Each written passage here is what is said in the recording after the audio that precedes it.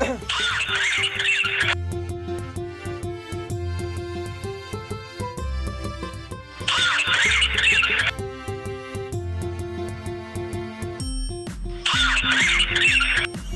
kena mobile ka long ne man bang apun hijir ho tang bajer ho nga imat ka lapit of mobile ru ta boleh kena mobile long ne nangok nga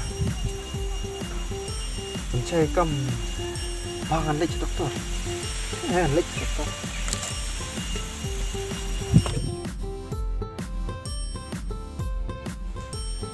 doktor lah Rung. Balik film namas. Setap dokter kerjaan bahasa tak kena ka Hansen Cesar Basyong to.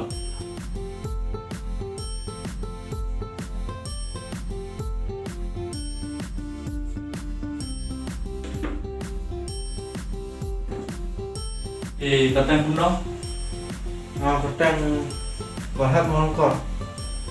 Tak bisa Masa ni orang benfat. Terus nanti dan mata. Arfon bro. Boleh piwan sayang kumne, pi pamne kalian kom kumno.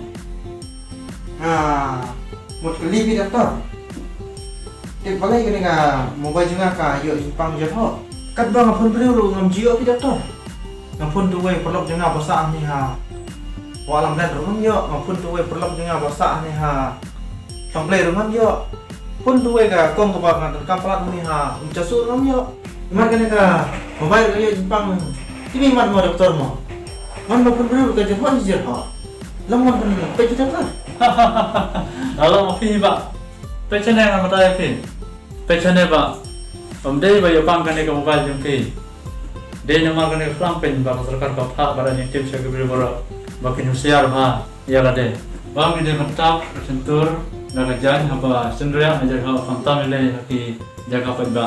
Bang ini mangsa jaga kiti dah kesabaran man kapor. Bang bertemu kamu dah kene kahan stani saja. Nidai benda berarti mas fantam ile haki jaga pemba.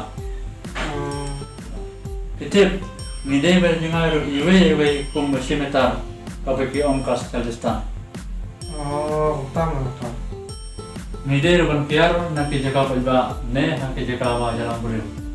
Namarnya punyang jimpang kupit yang ukulai mabani bit iwe. Nah kata apa yang kamu baca jumpi bantor kajar hok syuaban kran.